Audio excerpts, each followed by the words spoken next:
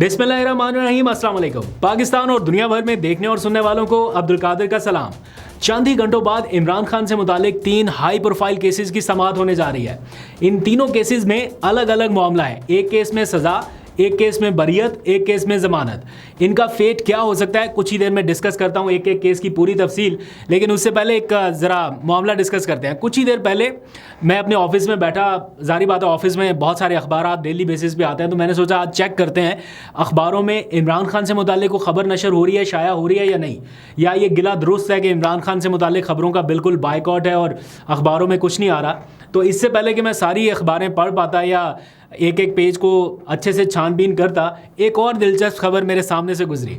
और जब मैंने उसका वो कहते हैं ना बकिया हिस्सा जो है वो उस पेज पे मुलाहिजा करें, वो भी सारा पढ़ा, तो मुझे ज़रा आइडिया हुआ कि पैनिक बटन जो है वो दबा हुआ है। कैसे, उसकी दिलचस्प तफसील कुछ ही देर में आपके सामने रखता हूं। लेकिन पहले ज़रा इमरान खान की खबरों के हवाले से बात करता हूं कि वाकई उसका बायकॉट है, अखबारों में खबरें नशर नहीं हो रही, टीवी चैनल्स के ऊपर नहीं आ रहा, सोशल मीडिया के ऊपर किस तरह से क्रैकडाउन जारी है। यही वजह है कि उनका जो पैगाम है, जो अडयाला जेल के अंदर आज जो 190 मिलियन पाउंड केस की समाअत के दौरान हुआ, उसकी तफसीलात पहले जर्नलिस्ट जो है ना वो रिपोर्ट करते थे। अब आप नोटिस करिएगा कि आहिस्ता आहिस्ता उन जर्नलिस्ट के ट्विटर अकाउंट्स पर भी वो चीज़ें रिपोर्ट नहीं हो रही। वो सोशल मीडिया पर पहले एज इट इज़ टिकर्स की शक्ल में आ जाता था, अब वो भी नहीं आ रहा।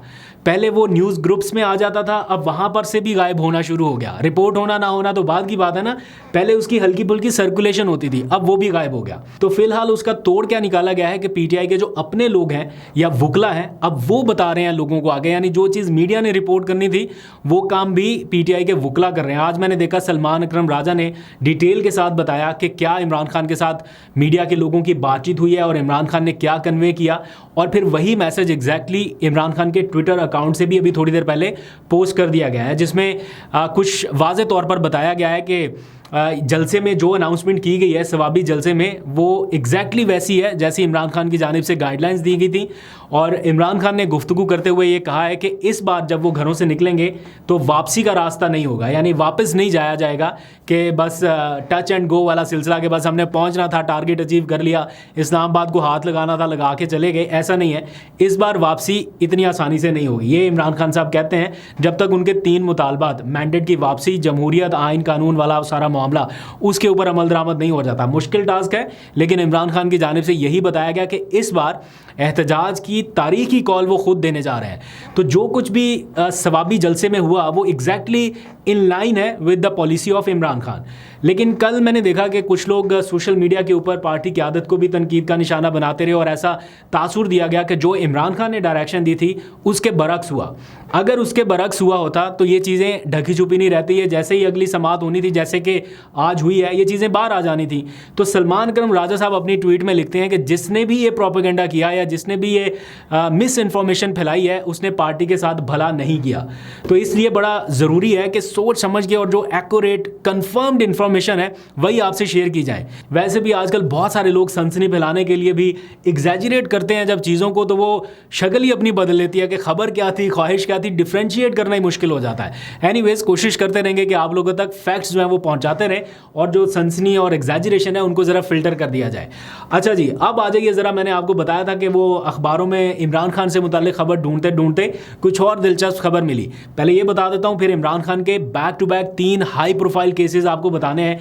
एक में बरियत, एक में ज़मानत, एक में सज़ा का इम्कान, ये सारी चीज़ें।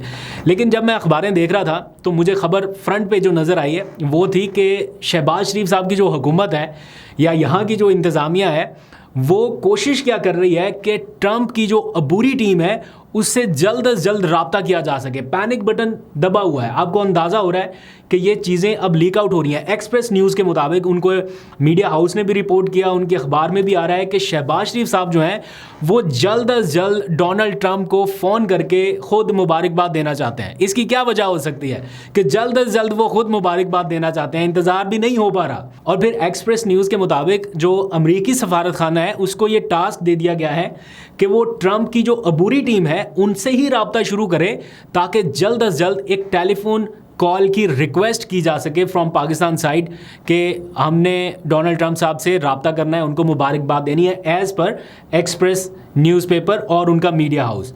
उनके जो सोर्सेज हैं वो ये रिपोर्ट कर रहे हैं। तो मीडिया के अकॉर्डिंग, ये मेरी अपनी ज़ाती मालूमात नहीं है, लेकिन ये एक्सप्रेस न्यूज़ के जो ज़राए हैं उनके मुताबिक शहबाज शरीफ इंतज़ामिया कोशिश कर रहे हैं कि एज सुन एज़ पॉसिबल उनका डोनाल्ड ट्रंप की टीम से रब्ता हो सके। तो ये यहाँ पे इस वक्त सिचुएशन है। तो इसको एनालाइज करते हुए ये कहा जा सकता है कि पैनिक बटन दबा हुआ है। कोशिश है कि इससे पहले कि वहाँ पर मौजूद इमरान खान की लॉबी जो है वो अप्रोच कर ले या वो अपना कोई मुद्दा जो है वो उनके सामने रखे, उससे पहले हम अपना जो है वो नुक्ता नज़र वो सामने रख दें कि जनाब ये हम आपके साथ चलने के लिए तैयार हैं और इस तरह से आगे बढ़ सकते हैं। एनीवेज, दिल्ली दूर है, तभी ज़रा देखते हैं आगे चल के। अभी तो उन्होंने हल्फ नहीं उठाया। अब आ जाइए ज़रा इमरान खान से मुतालिक 3 केसेस की। कल इमरान खान के तोशाखाना 2 में एक तो बरियत का भी मामला है और दूसरा उनकी ज़मानत के हवाले से भी। ये 2 अलग अलग मामला अलग अलग अदालतों में है।